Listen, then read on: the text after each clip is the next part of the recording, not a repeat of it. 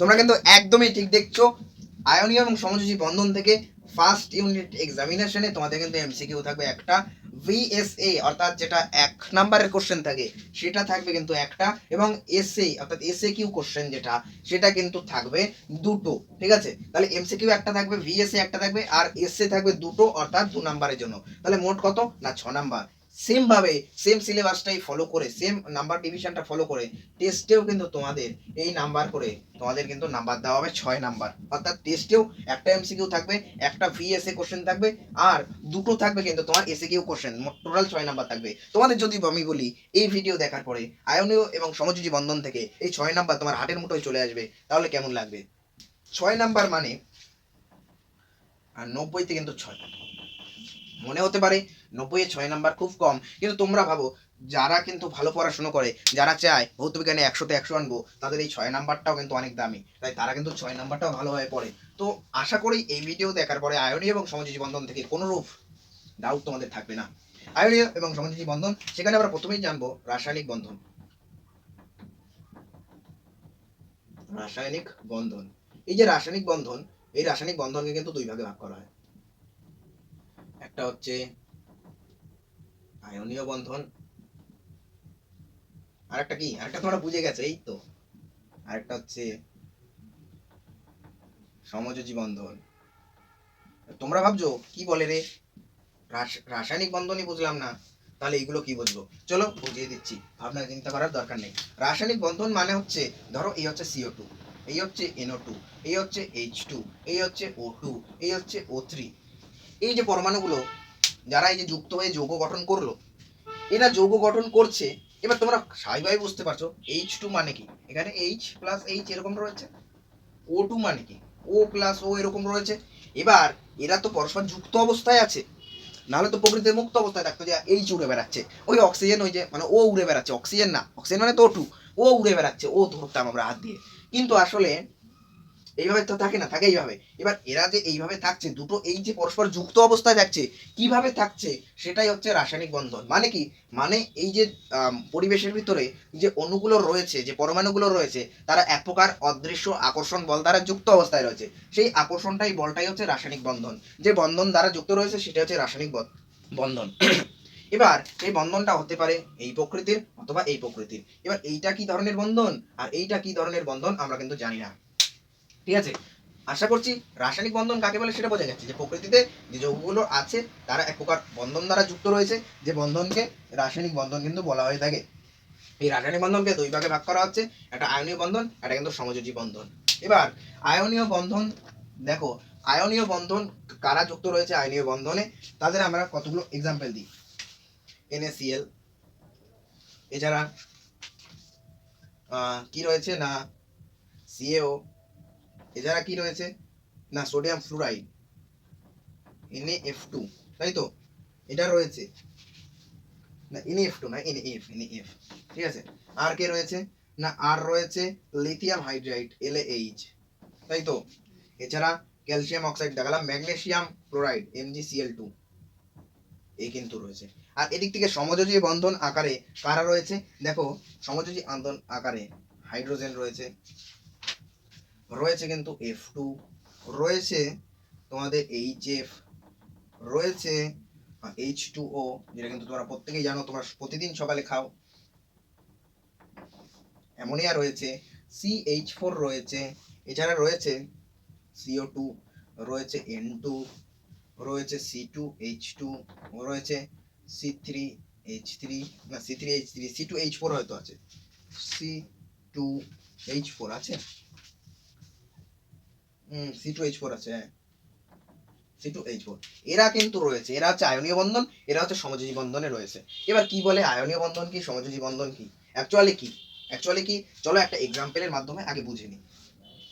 দেখো Na রয়েছে আর Cl রয়েছে, তাই তো। এবার Na-টাকে এখানে লিখলাম, Cl-টাকে এখানে লিখলাম। এবার Na মানে কি, তোমাদের আমাদের এই চ্যাপ্টারটা পড়ানোর আগে অ্যাকচুয়ালি তোমরা হয়তো পর্যায় সারণীটা জেনে নিয়েছো। আমি এখনো পর্যায় সারণীটা পড়াইনি, কিন্তু পর্যায় সারণীটি আই থিঙ্ক তোমরা পড়ে নিয়েছো। যদি না পড়ো পর্যায় সারণী নিয়ে আমি আসছি, কিন্তু ভাবার দরকার নেই যেন পর্যায় সারণী পড়নি মানে এই চ্যাপ্টারটা বুঝতে পারবে না এখন, তা না। তোমাদের এটা হয়তো ছোটবেলায় মুখস্থ করে রেখেছিলে, 9 বা 8 ছিল, যে পর্যায় সারণী যে টেবিলটা ছিল 1 থেকে 20 নাম্বার মৌল পর্যন্ত, hydrogen, helium, lithium, beryllium, boron, carbon, nitrogen, oxygen, fluorine, neon, sodium, magnesium, aluminium, silicon, phosphorus, sulphur, chlorine, argon, potassium, calcium, সেই অনুসারে সোডিয়াম কত নাম্বার পজিশনে পড়ছে তোমরা একটু হিসাব করো। Hydrogen, helium, lithium, beryllium, boron, carbon, nitrogen, oxygen, fluorine, neon, sodium. যদি এটা নাও পারো পিরিয়ডিক টেবিল খুলে নাও, দেখে নাও সোডিয়াম কত নম্বর পজিশনে আসছে। আমার এখানে পজিশনে আসলো কিন্তু তোমাদের 4 4 8, 8 আর 3 কত হয় না 10 11 12, না 8 আর 3 12 কেন, 9 10 11, 11 নম্বর পজিশনে কিন্তু রয়েছে। এবার 11 নম্বর পজিশনে এ রয়েছে মানে এর বহিস্থ কক্ষে কিন্তু 11টা ইলেকট্রন রয়েছে।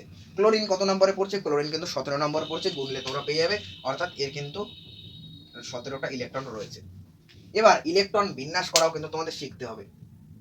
এর 11টা ইলেকট্রন রয়েছে মানে কি, মানে হচ্ছে এর যে কক্ষগুলোতে রয়েছে কক্ষগুলো, সেই কক্ষগুলোতে পরপর ইলেকট্রন কিন্তু সাজানো অবস্থায় রয়েছে। এবার দেখো কে এল এম এন, তোমরা বলবে এগুলো আবার কি, এবিসিডি কেন লিখছে? দেখো 11টা ইলেকট্রন রয়েছে সোডিয়ামের। এবার প্রথম কক্ষে কিন্তু তোমাদের 2টো ইলেকট্রন বসে, তারপরের কক্ষে বসে 8টা ইলেকট্রন, তারপরের কক্ষে 8টা বসে। এটা মনে রাখো, এখন জাস্ট মনে রাখো যে কে কক্ষে 2টো বসছে, এল কক্ষে 8টা বসছে, এম কক্ষে 8টা বসছে। এবার তাহলে কত হয়, 18 হয়ে যায় নাকি? তাহলে এর তো 18 নেই, এর তো 18 নেই, এর রয়েছে 10, মানে 11, তাহলে এ হয়ে গেল 10, তাহলে এম এ বসবে 1, তাই তো? এর ক্ষেত্রে ক্লোরিনের ক্ষেত্রেও দেখি কে এল এম এন, তাহলে এরও ক্ষেত্রে 2 বসালাম, 8 বসালাম, 8 বসালাম, এরও 8 বসালাম, তাহলে এখানে দেখো এই হয়ে গেল 18, এখানে 18 রয়েছে 17, তাহলে এখানে আর লেখার দরকার নেই, এখানেও কমিয়ে আমরা কত করে দেবো, 7 করে দেবো, এই হয়ে গেল, তাই তো? এই হয়ে গেল, তাহলে এই হয়ে গেল 17। এইবারে এই 2 8 11 আর এদিকে হচ্ছে 2 8 7, তার মানে এই যে লাস্ট কক্ষ যেটা রয়েছে যার পরে আর নেই সেই কক্ষটা আমরা কিন্তু দেখে নিচ্ছি। এর লাস্ট কক্ষে 1টা ইলেকট্রন রয়েছে এবং ক্লোরিনের ক্ষেত্রে লাস্ট কক্ষে 7টা ইলেকট্রন রয়েছে। তাহলে সেই হিসাবে এই যে সোডিয়াম, এর লাস্ট কক্ষটা আমরা এখানে এঁকে নিলাম। এঁকে নেওয়ার পরে এর লাস্ট কক্ষে রয়েছে 1টা, এর এখানে 1টা ইলেকট্রন এই যে আমরা এঁকে দিলাম। আর ক্লোরিনের রয়েছে কটা, 7টা ইলেকট্রন শেষ কক্ষে। 7টা ইলেকট্রন এঁকে নিই, 1 2 3 4 5 6 এবং 7, এই 7টা ইলেকট্রন এঁকে নিলাম। এখন এখানে একটা প্লাস চিহ্ন দিয়ে দিলাম। এর যে ইলেকট্রনটা, এই ইলেকট্রন কিন্তু এখানে চলে আসবে। এবার তোমরা বলবে কেন আসবে, সেটা আমি বলে দিই। সেটা আসছে তোমাদের দ্বৈত সূত্র থেকে অথবা অষ্টক সূত্র থেকে। অর দ্বৈত সূত্র, আচ্ছা দ্বৈত সূত্র বানাম কি আমি ঠিক লিখেছি? হ্যাঁ, অষ্টক সূত্র অথবা দ্বৈত সূত্র থেকে আসছে। এবার অষ্টক সূত্র বা দ্বৈত সূত্র কাকে বলে আমি আগে বলে নি, ইচ্ছা করি যাতে এই এক্সাম্পলটা দিতে গিয়ে আমি বোঝাতে পারি।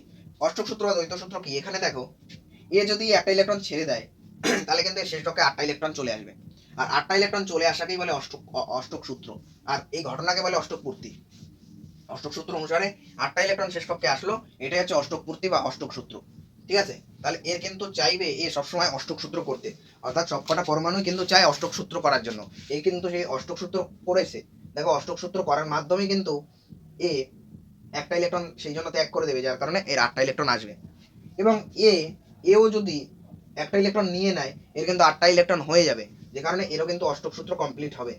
তাহলে এ দেখো একটা ইলেকট্রন ছাড়ার মাধ্যমে অষ্টক সূত্র করছে, এ একটা ইলেকট্রন নেওয়ার মাধ্যমে অষ্টক সূত্র করছে। এবার তোমরা বলতে পারো এ তো 7টা ইলেকট্রন ত্যাগের মাধ্যমে অষ্টক সূত্র করতে পারে। হ্যাঁ পারে, এ 7টা নেওয়ার মাধ্যমে অষ্টক সূত্র করতে পারে, কিন্তু এটা করবে না কেন? কারণ এরা চায় সব থেকে সহজ পদ্ধতিটা অ্যাপ্লাই করার জন্য। এ যদি একটা ছেড়ে দেয় এবং এ যদি একটা নিয়ে নেয়, ঘটনাটা কিন্তু খুবই ইজি।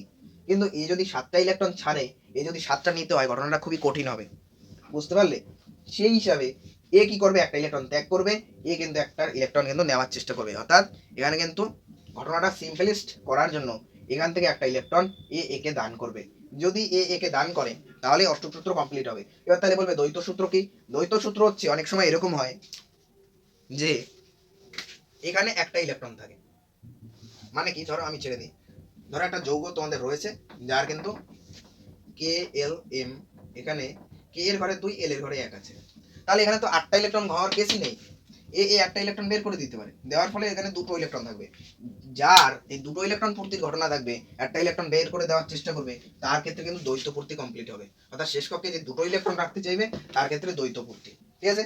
এবার এর ক্ষেত্রে এরকম ঘটনা ঘটলো, এরপরে কি হবে, এরপরে এনে একটা প্লাস হয়ে যাবে, কারণ এর ক্ষেত্রে একটা ইলেকট্রন বেরিয়ে গেছে, তখন Na প্লাস হয়ে গেল। অপরদিকে Cl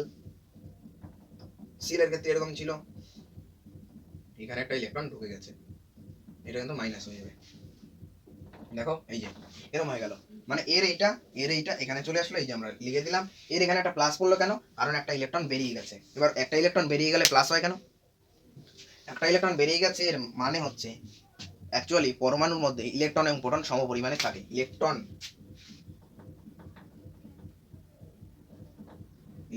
equals to proton, electron proton এবং সমপরিমাণে থাকে, এটা কিন্তু মাথায় রেখো। এবার যদি সমপরিমাণে থাকে, ইলেকট্রন যদি একটা বেরিয়ে যায়, তাহলে কি হবে? ইলেকট্রন আর প্রোটন বেড়ে গেলে একটা প্রোটনের পরিমাণ ইলেকট্রনের থেকে বেশি হয়ে যাবে না? মানেটা কি? ইলেকট্রন এবং প্রোটন পরমাণুতে সমপরিমাণে রয়েছে। যদি একটা ইলেকট্রন বেরিয়ে যায়, তাহলে সেক্ষেত্রে প্রোটন একটা ইলেকট্রনের থেকে বেশি বেড়ে যাবে। মানে কি? ধরো ইলেকট্রন 8টা আছে, প্রোটন 8টা আছে, একটা ইলেকট্রন বেরিয়ে গেল, যার ফলে 8 আর 7 হয়ে গেল। তাহলে কি হলো? ইলেকট্রন 7টা, প্রোটন কিন্তু 8টা, তাহলে অ্যাকচুয়ালি একটা বেশি রয়েছে না প্রোটন? সেই একটা বেশি থাকার কারণে সেখানে একটা প্লাস দিলাম, দুটো বেশি থাকলে 2 প্লাস দিতাম। বোঝা গেল? এবার এইটাই কনভার্সন হয়ে NaCl এ কনভার্ট হয়ে যাবে, NaCl। এইভাবে কিন্তু আয়নীয় বন্ধন তৈরি হচ্ছে। চলো আরেকটা এক্সাম্পলের মাধ্যমে আয়নীয় বন্ধনটা কিন্তু দেখে নিই। অর্থাৎ এটা আমরা দেখলাম NaCl, আবার আরেকটা দেখি, আরেকটা যৌগ কারণ, আরেকটা যৌগ কাকে নেব? MgCl নিই। চলো MgCl2, তাই তো? এবার MgCl2 এর ক্ষেত্রে Mg এই যে রইলো, আর এই যে রইলো Cl। এবার দুটো Cl রয়েছে, দুটো Cl এর একটা Cl এই যে, একটা Cl এই যে লিখলাম, Cl এই যে Cl এর একটু আগে আমরা দেখলাম ইলেকট্রন কিন্তু কটা থাকে? ইলেকট্রন কিন্তু থাকে শেষ কক্ষে একটা, এরও ইলেকট্রন শেষ কক্ষে থাকে একটা। এবার ইলেকট্রন বিন্যাস আকারেই তোমরা যদি লেখো তাহলে বেশি ভালো হয়। এর মানে কি? ইলেকট্রন তো ক্লোরিনের 17টা, তাহলে 2,8,7 এরকম ভাবে লিখতে পারো। এর ক্ষেত্রেও তাই 2,8,7, তাই তো? এরকম আমরা লিখে দিলাম। ম্যাগনেসিয়ামের ক্ষেত্রে কত? দাঁড়াও একটুখানি। আচ্ছা, ম্যাগনেসিয়ামের ক্ষেত্রে কত? Hydrogen, helium, lithium, beryllium, boron, carbon, nitrogen, oxygen, fluorine, neon, sodium, magnesium 4, 4, 8 আর 4 12। তাহলে 12 হলে 2,8,2, তাই তো? তাহলে ম্যাগনেসিয়ামের ক্ষেত্রে শেষ কক্ষে কটা ইলেকট্রন? দুটো ইলেকট্রন, এই একটা ইলেকট্রন, এই একটা ইলেকট্রন। ক্লোরিনের ক্ষেত্রে 7টা ইলেকট্রন, তাই তো? ক্লোরিনের 7টা ইলেকট্রন, সেই আছে সেম।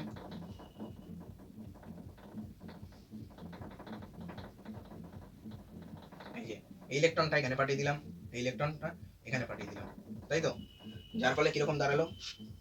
এই যে Cl মাইনাস দাঁড়ালো, প্লাস হচ্ছে না, সরি, Cl এর এই যে চলে গেল, এরকমই তো নাকি? 1 2 3 4 5 6 7 8, হ্যাঁ। দেখো এর উপর একটা মাইনাস চলে আসলো। Mg এর ক্ষেত্রে Mg কিন্তু 2 প্লাস আসলো অবশ্যই। আবার এদিককার Cl এর ক্ষেত্রেও এই ধরনের ঘটনা আসলো, তাই তো? এখান থেকে কনভার্সন হয়ে MgCl2 তে কিন্তু কনভার্ট হয়ে গেল। এটা কিভাবে? দেখো Mg এর মাথায় 2 প্লাস আছে, আর এর মাথায় একটা মাইনাস, এর মাথায় একটা মাইনাস, দুটো মাইনাস আছে, দুটো মাইনাস আর দুটো প্লাস কাটাকাটি হয়, এরকম কিন্তু তৈরি হয়ে যাবে। তাহলে এইভাবে কিন্তু আসছে। এখানে ইলেকট্রন বিন্যাসটা তখন তোমরা দেখিয়ে দেবে যে 2,8,8, আর এখানে 2,8, এখানেও 2,8,8, এই হলো বিষয়। তাহলে আজকে এই আয়নীয় বন্ধন পর্যন্ত থাক। দেখি কত মিনিটের ভিডিও হয়েছে। হ্যাঁ, চলো বড় ভিডিও হয়ে গেছে, পারলেই সমযোজী বন্ধনটা দেখিয়ে দিতাম, কিন্তু সমযোজী বন্ধনটা সহজ আরো মানে ডিটেলসে বোঝাতে গেলে আর একটা ক্লাস আমার মনে হচ্ছে দিলে ভালো হয়। তোমরা আজকে আয়নীয় বন্ধনটা প্র্যাকটিস করো।